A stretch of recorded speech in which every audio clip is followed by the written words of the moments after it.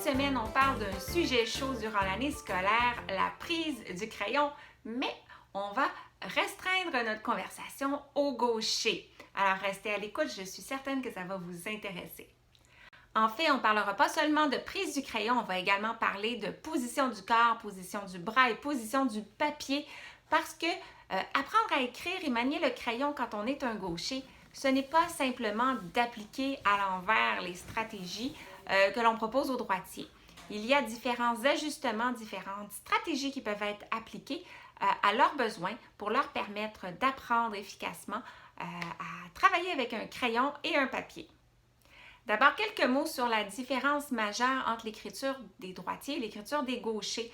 C'est que dans la majorité des langues écrites, les mots, l'écriture va aller de gauche à droite. Et quand on est droitier, ce qu'on fait, c'est qu'on va écrire dans la même direction, donc on va tirer le crayon, on va avoir un mouvement qui s'éloigne du corps. Tandis que quand on est un gaucher, on va avoir un mouvement inverse, on va devoir pousser le crayon vers le centre du corps. Ceci est une différence importante qui va changer la façon dont la calligraphie devra être faite. De plus, il y a le problème un petit peu plus connu, celui de la vision. Alors, le gaucher qui doit ajuster sa posture parce que sinon, il ne voit pas ce qu'il écrit parce que sa main camoufle.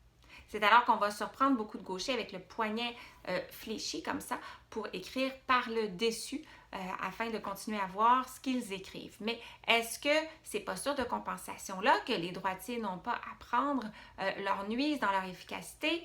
Moi, je dirais que oui. Alors, y a-t-il une façon d'écrire, de se positionner qui ne va pas nuire à la vision puis qui va non plus nuire à l'efficacité de l'écriture? C'est ce qu'on va voir dans la capsule d'aujourd'hui. Débutons par la prise du crayon. La première stratégie que je vais leur proposer sera de tenir le crayon un petit peu plus haut que le droitier.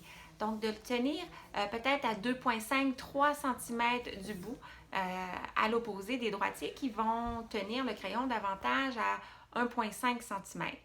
Le premier avantage de cet ajustement-là va être que la main va être plus haute, ne va pas appuyer sur la feuille et ne va pas étendre la mine et cela va promouvoir une plus belle propreté de l'écriture. Alors, on pourrait faire une petite marque sur le crayon, mettre un petit collant si c'est confortable ou tout autre indicateur pour montrer à l'enfant le meilleur endroit pour mettre ses doigts et bien sûr leur faire des rappels au début des périodes d'écriture si on voit qu'ils prennent le crayon trop bas. Également, la position du poignet va être importante. Le poignet ne devrait pas être fléchi, devrait être droit. Il ne pourra probablement pas être en légère extension comme pour les droitiers, mais un poignet droit sera un bon compromis. On va en reparler avec la position du papier et du corps qui va permettre ce positionnement-là du poignet. Deuxième stratégie, le positionnement du papier. Quand je lève ma feuille, le coin droit devra être plus près de moi si je suis gauchère que le coin gauche. Donc, je ne mets pas le papier directement devant moi comme ça.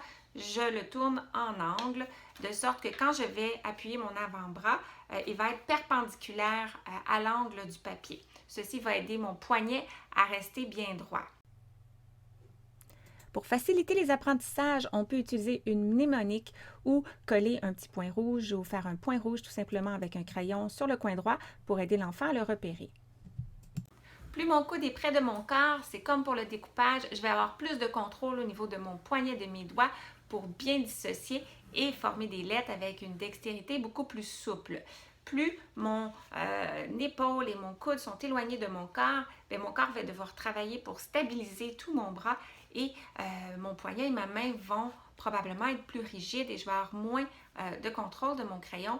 Et de plus, je vais probablement me fatiguer plus vite parce que ça prend beaucoup plus d'énergie, beaucoup plus de muscles pour tenir cette position-là longuement.